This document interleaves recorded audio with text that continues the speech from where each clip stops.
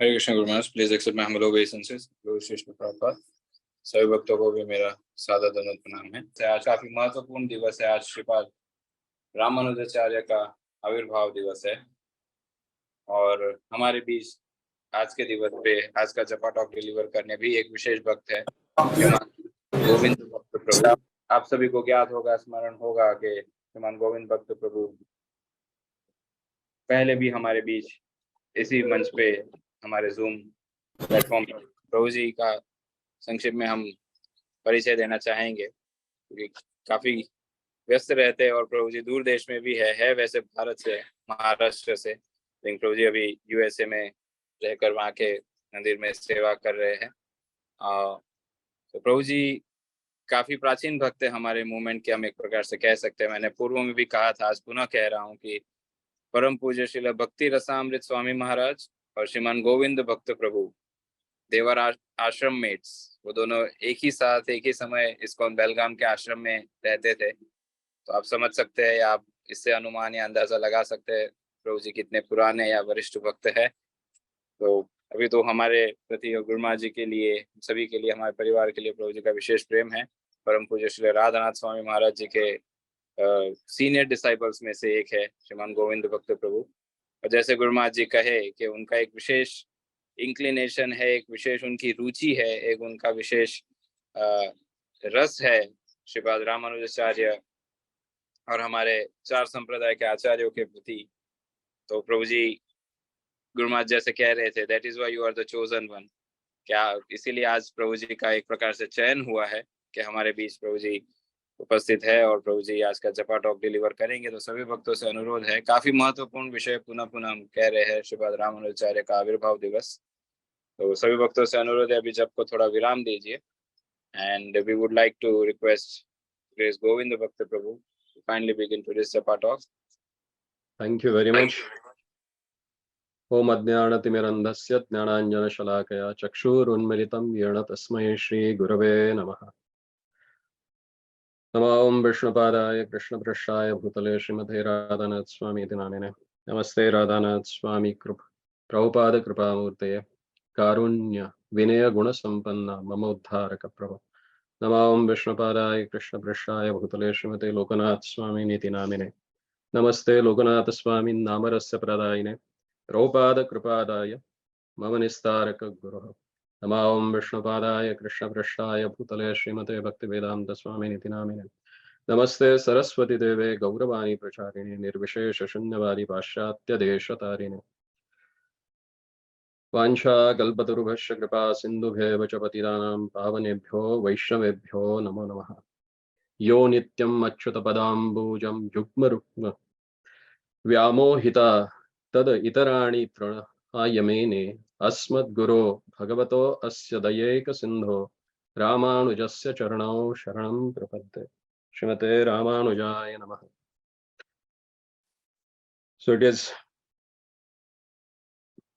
wonderful opportunity for us to glorify one of the greatest Acharya of Vaishnava Sampradaya, Shripad Ramanujacharya. There are many things to glorify about his activities, especially that he has given us the principle of devotion, unity, and equality. And we can see in Hyderabad now, they have built a big statue of equality, which represents this Vaishnava Sampradaya is meant to unite everyone and give them an equal platform where they can perform wonderful devotional service to their Lordship and attain the ultimate object of our life, that is love of Godhead. So Sripad Ramanujacharya, when he appeared in this world, that era was very conflicting actually. In the 11th century AD, South India experienced religious ideological conflict. There was Buddhism, Jainism, and Hinduism were fighting to claim their superiority by projecting the others as inferior. Jains and Buddhists rejected the supremacy of Vedas and its philosophy. They did not believe in the theory of Vedas being a Paurusheya, that is not created by human being. Jainas and Buddhists also rejected the Vedic deities, demigods, gods, and the practice of worship. Each one claimed their religious supremacy over the other, and the Vedic religious beliefs became suspected. And a lot of conversations took place. And now also we see people are getting converted. Why? Because they don't have a real knowledge. And it's happening since ages. It's not that it's now only. And whenever such a kind of things happens, then the real acharyas, they come. Lord sends his exclusive and very special devotees to this world to establish this Vaishnavism. See, whoever born in this world or this material universe is Vaishnava by birth. You may be wondering why I'm saying that. Vaishnava means who is signed by Shankha and Chakra on his body, you know. And if you see all our hand, everyone, whoever born, any caste, any creed, any nationality in this world, everyone has these two symbols in their fingerprints. Everyone's finger staff has a Shankha and Chakra. So whether he is a Muslim, whether he is a Christian, all they are ensigned with the marks of Shankha and Chakra on their bodies. So by birth, all we are Vaishnavas, but we have forgotten. And that's why these great acharyas, they come time to time and they establish this our forgotten relationship with the Lord. And even that time when he appeared in the 11th century, within Hinduism, there was like a Shaivites and Vaishnavas, and their ideological conflict was very common. And sometimes it was really, it's on a physical level. There was a fights between Vaishnavas and Shaivas. And it is said that there was one king, Chola king, Adi Rajendra, or they call him Kulottunga Chola. He was a staunch Shaivite, and he tortured many Vaishnavas and even converted them into Shaivism. He forcibly converted them. He forcibly converted even the Vaishnava structure into Shaivites. So you can understand what kind of a society was existing that time when Sripad Ramanujacharya appeared. Those days, many castes were existing in the society based on their occupation. And along with the major divisions like Brahmanas, Kshatriyas, Vaishyas, Shudras, and many other subdivisions too. Apart from this, untouchable minor communities called Panchamas, they were existed. Means out of the four Varnas, they are called as Panchamas. Panchamas are untouchable. They were not allowed inside the temple. They were totally neglected, ill-treated by the upper classes of the society. And that time they were in search of support. And that support was given by Sripad Ramanujacharya. He supported them to enter temple and brought some respect to this caste. See, the political scenario of South India was also very much disturbed that time, because many dynasties were fighting with each other for the powers and cultural aspect. And because of that, the cultural aspect of the society got suffered, you know. So Sripad Ramanujacharya, he supported and promoted the cultural activities in Karnataka and Andhra Pradesh. And that contributed to the development of South India cultural heritage. In South India, Jainism, Buddhism were becoming popular. Jainism has overpowered the Vedic religion and many followed Jainism. Sripad Ramanujacharya that time became religiously active. And Vedic religion, within this,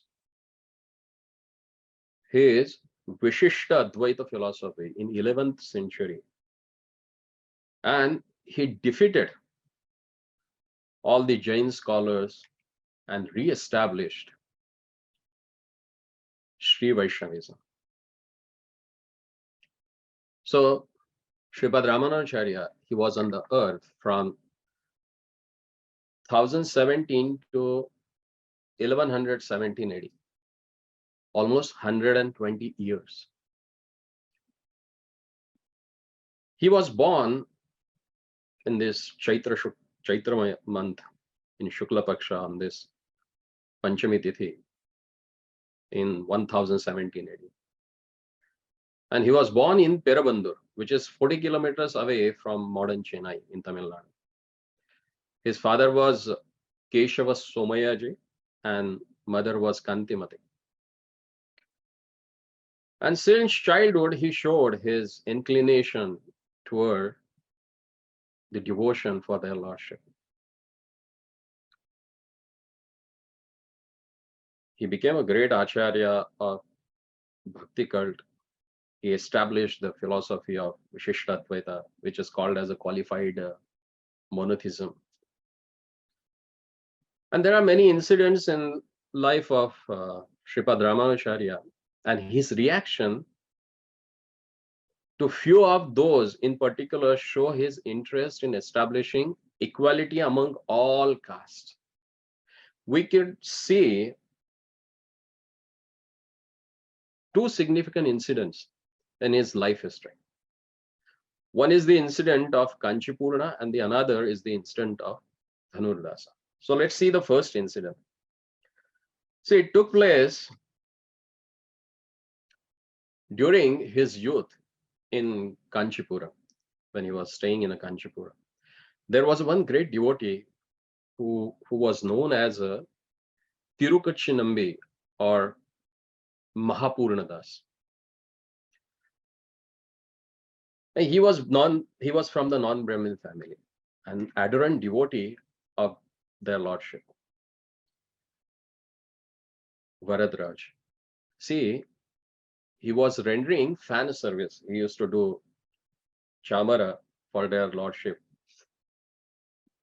Lord Varadraja of Kanchipuram. And it was believed that this Tirukachinambi or Mahapurna would converse with Varadraj while serving the Lord. So he used to talk. There was a dialogue in between them,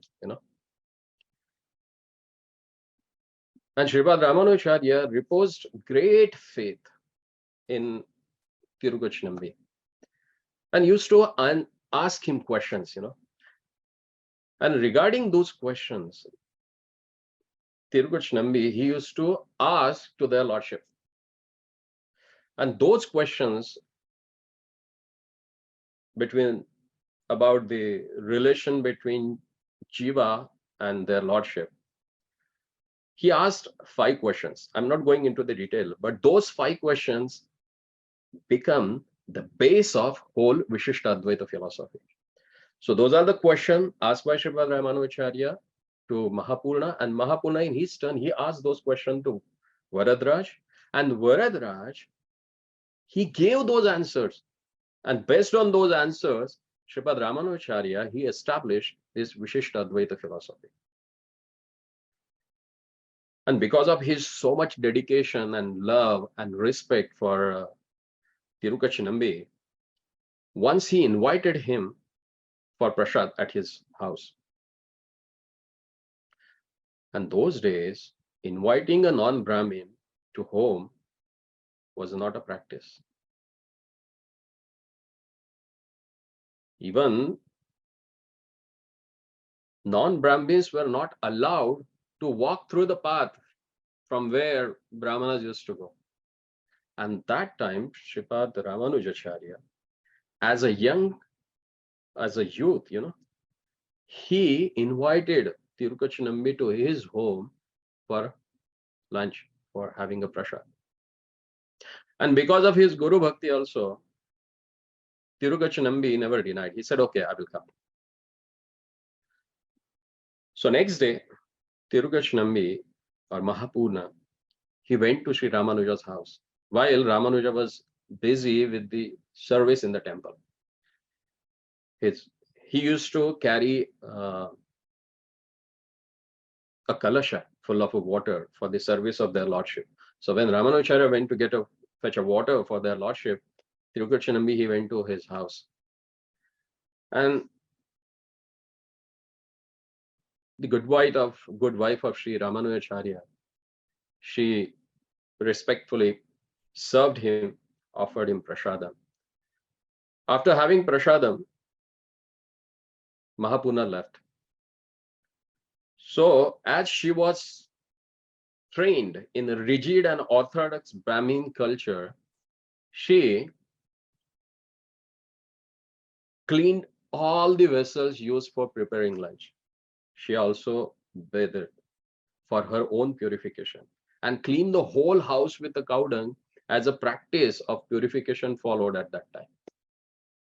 And when Ramanuja came and saw her, he felt very sad for her act. He said that there is no caste and creed for great devotees.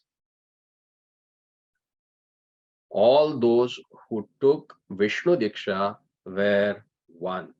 So this is a very important thing.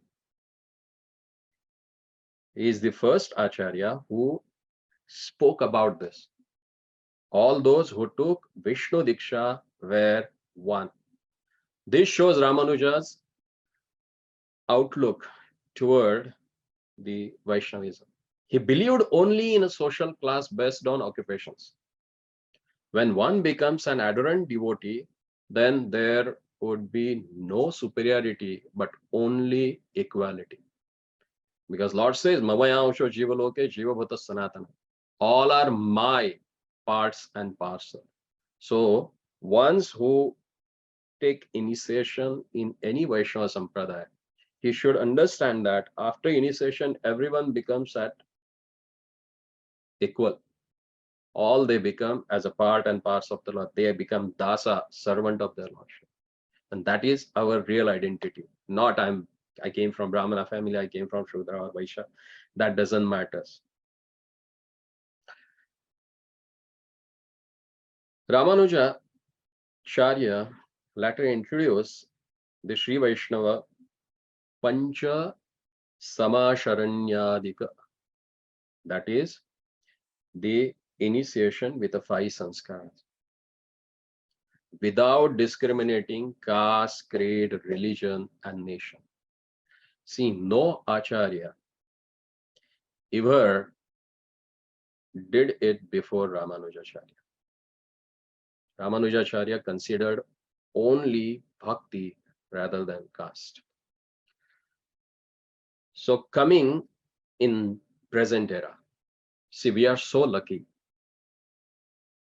by the causeless mercy of His loving divine grace, A.C. Bhaktivedanta Swami Prabhupada, who followed the footsteps of Sripad Ramanujacharya and came to this present era and established same principle what Sripad Ramanuja established in Bharatvarsha.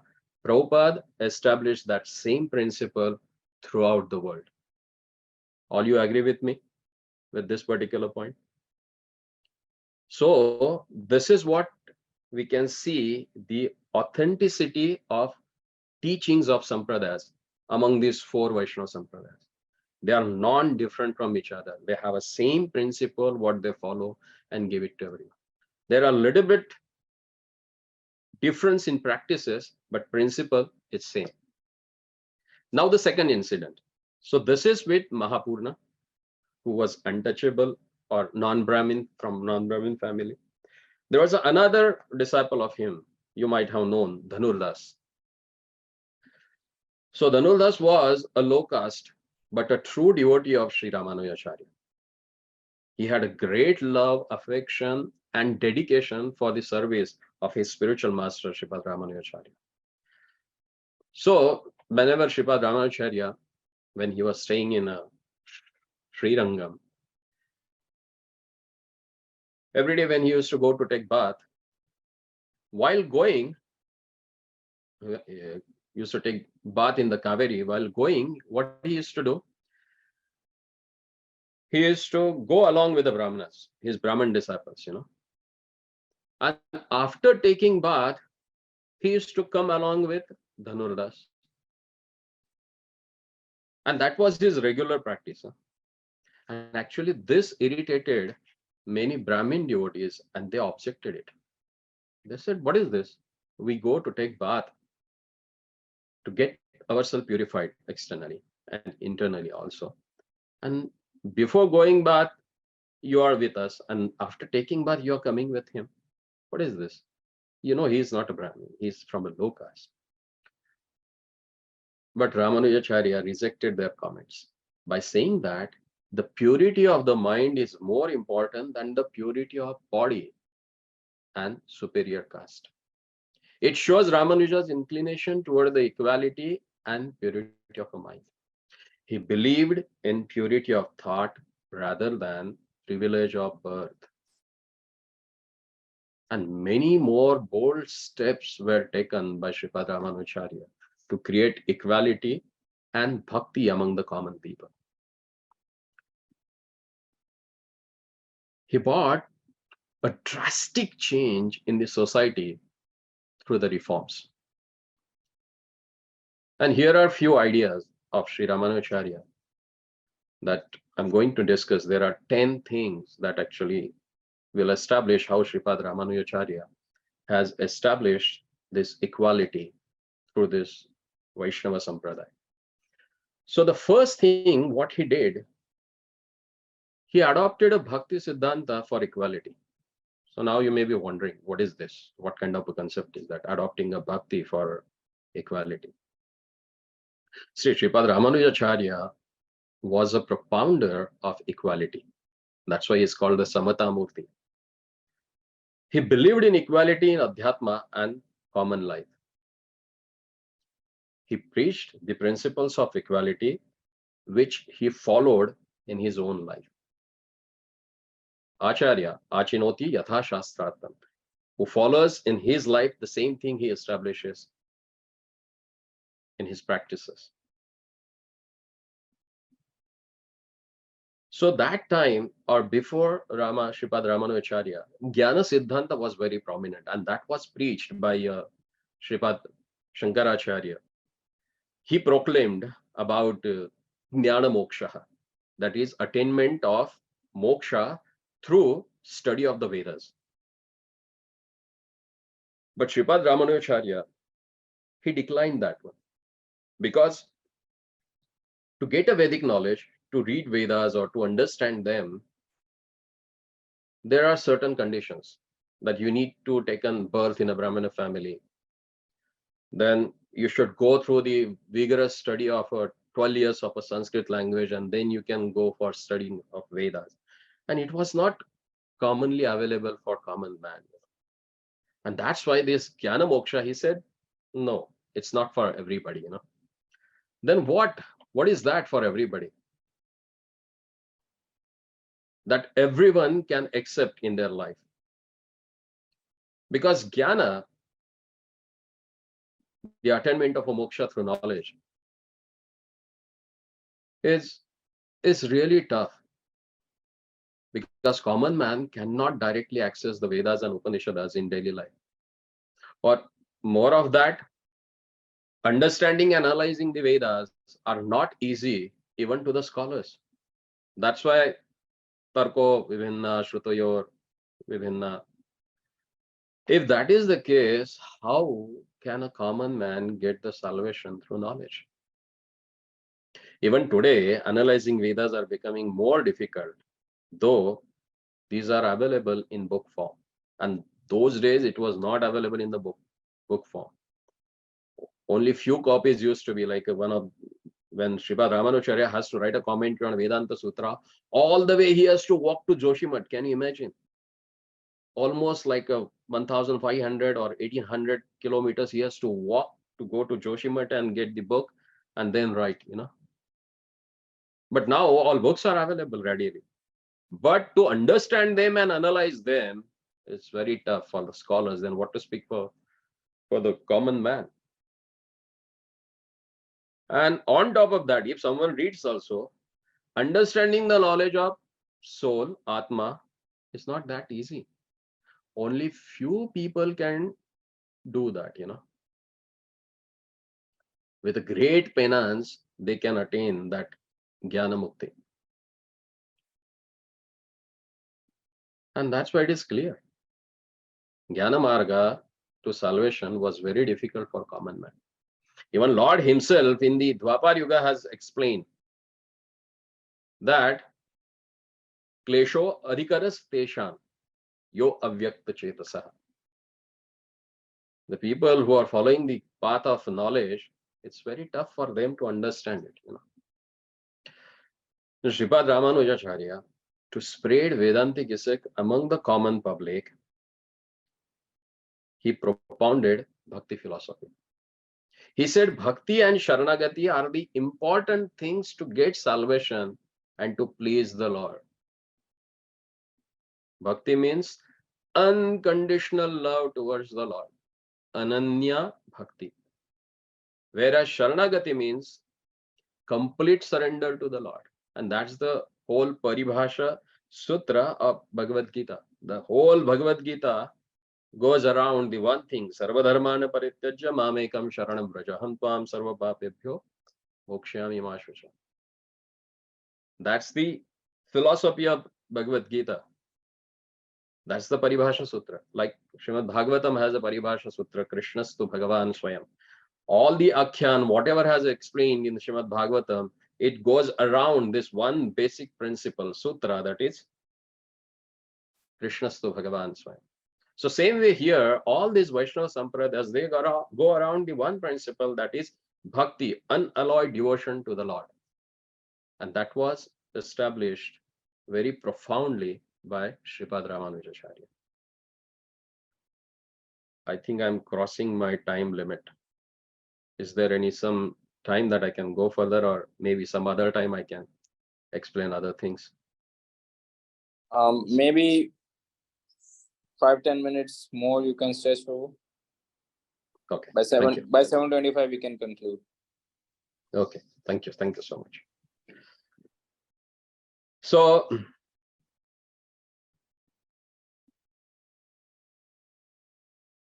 see, he's the one who gave this Bhakti Siddhanta. So in Bhakti Siddhanta, everybody can take part, even though they are not well versed in knowledge. And we have that wonderful verse from Padyavali that Sripad Rupa Goswami quotes.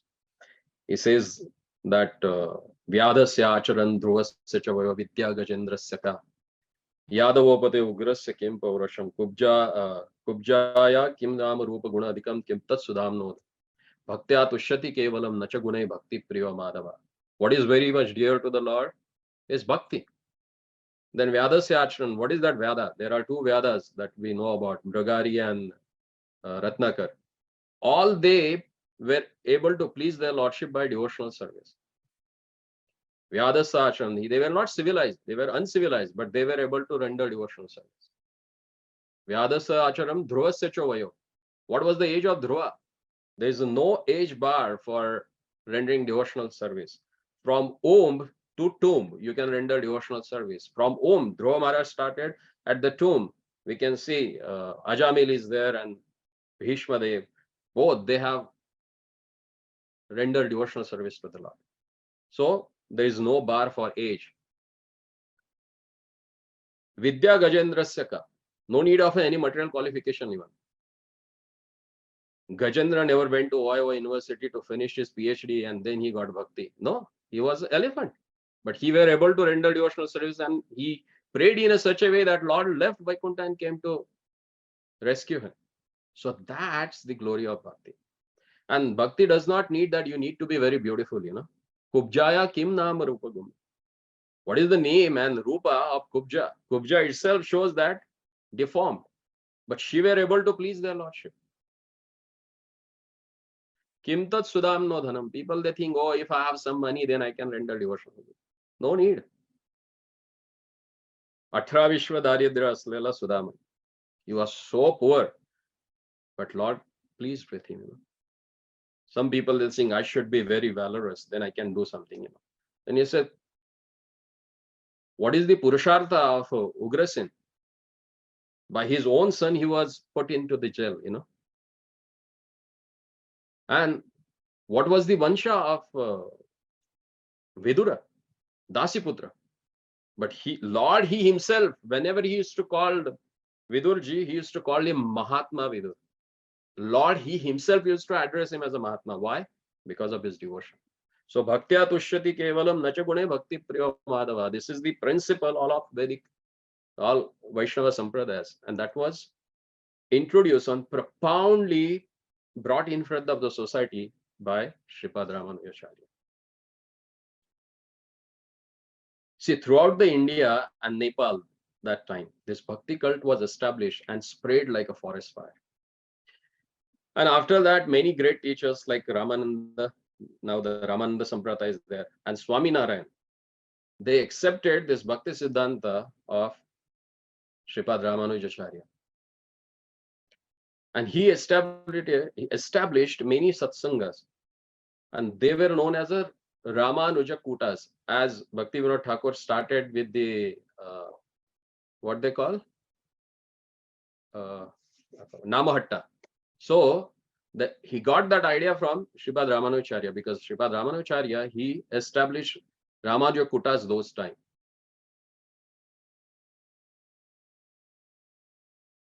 And through that Kutas, they started promoting Bhakti Siddhanta through music and dance. Even today, many Ramanuja Kutas exist all over India and spreading the Bhakti cult of Ramanujacharya. Then the next point is, he gave Diksha to everyone. See, when Sripad Ramanujacharya wanted to change the social fabric of society in the 11th century AD, he did not just preach it, but practiced it in his own life. And he lived according to that. And one of such an incident is recorded in Varadaraya's Prapannamritam and the other Sri Sampradaya literatures. According to that, Sripad Ramanuja gave Sri Vaishnava Dasa Dika Diksha, that is initiation toward Vaishnavism to Dhanurdasa. Dhanurdas was a Pancham, and his wife was Ponachi. When Ramanuja gave him Dasa Diksha, he wanted to show that his preaching is practical. And according to the Bukka's inscription at Shravanbelgod, there are 58 castes of that time received Sri Vaishnava Diksha, that is initiation. In Sri Vaishnavism, all are equal after initiation. The appearance, bhakti, salvation are all same to all. Once if we get initiation, that is Pancha Samskara Samashrayan, we will become Sri Vaishnavas. Whether one is Brahmin, Kshatriya, Vaishya, Shudra, or Panchama by birth, but all are same after initiation in front of Lord. All are equal according to Sri Ramanuja. So Sri Vaishnavism became very popular, and it took all the people in its fold. I think I will stop here, because there are another 8 points which I can explain about how he established, but it will take another hour and so. So maybe some other time, if they give me a chance to speak about this, I can complete this whole session on that. Actually, this was the one of my gurus from Sri Sampradaya, who is teaching me Pancharatrika Vidhi. Actually, he gave a wonderful seminar on this particular subject. So I'm just repeating his words, whatever I heard, read from his wonderful conversation. He's one of the great scholars of present day in Sri Vaishnava Sampradaya. He's a what they call HOD for the Sanskrit University in Mysore. I just recently met him, a wonderful person with a broad mind who trains everyone who comes to him. So I think I've done with time. So maybe some other time we can have this conversation continue. Thank you so much for giving me chance to glorify Sripad Ramanujacharya. Hare Krishna. Thank you so much, Govinda Prabhu, for this wonderful talk and sharing the insights about one of the great acharyas, Sripad Ramanujacharya. I would like to request all the devotees to kindly chant Hare Krishna Mahamantra once, and let us all thank Shriman Govinda Bhakta Prabhu from bottom of our heart. सभी भक्तों से अनुरोध है, एक बार हरे कृष्ण महामंत्र का उच्चारण करके हम श्रीमान गोविंद भक्त प्रभु का हृदयपूर्वक आभार व्यक्त करते हैं। हरे कृष्ण कृष्ण कृष्ण हरे हरे, हरे राम राम राम हरे हरे। Thank you. साथ ही में हम श्रीपाद रामानुजाचार्य के श्री चरणों में भी प्रार्थना करते हैं कि उन पर भी विशेष कृपा करें। हम हमारे चार संप्रदायों में से, चार वैष्णव संप्रदाय में से एक संप्रदाय के महान आचार्य रहे और बहुत ही प्रैक्टिकल तरीके से उन्होंने आध्यात्मिक जीवन को या आध्यात्मिक जीवन की गूढ़ रहस्यों को बहुत ही व्यवहारिक तरह से उन्होंने प्रस्तुत किया जनसाधारण के लिए। तो हम सभी का परम सौभाग्य है कि आज उनका आविर्भाव दिवस पर ही सुबह सुबह हमने उनके गुणगानों का श्रवण किया। तो इसी के साथ हम आज के सत्र को यहीं विराम देना चाहेंगे और पुनः ब्रह्मा जी के सानिध्य में हरिनाम जप और जपाटॉक के लिए हम एकत्रित होंगे। श्री हरिनाम प्रभु की जय, हरे कृष्ण महामंत्र की जय, श्रीपाद रामानुजाचार्य आविर्भाव तिथि की जय, श्रीपाद रामानुजाचार्य की जय, श्रील प्रभुपाद की जय, परम पूज्य श्री लोकनाथ स्वामी गुरु महाराज की जय। कल्पतरुभ्यश्च कृपा सिन्धुभ्यश्च पतितानां पावनेभ्यो नमो नमः। अनंत कोटि वैष्णववृंद की जय।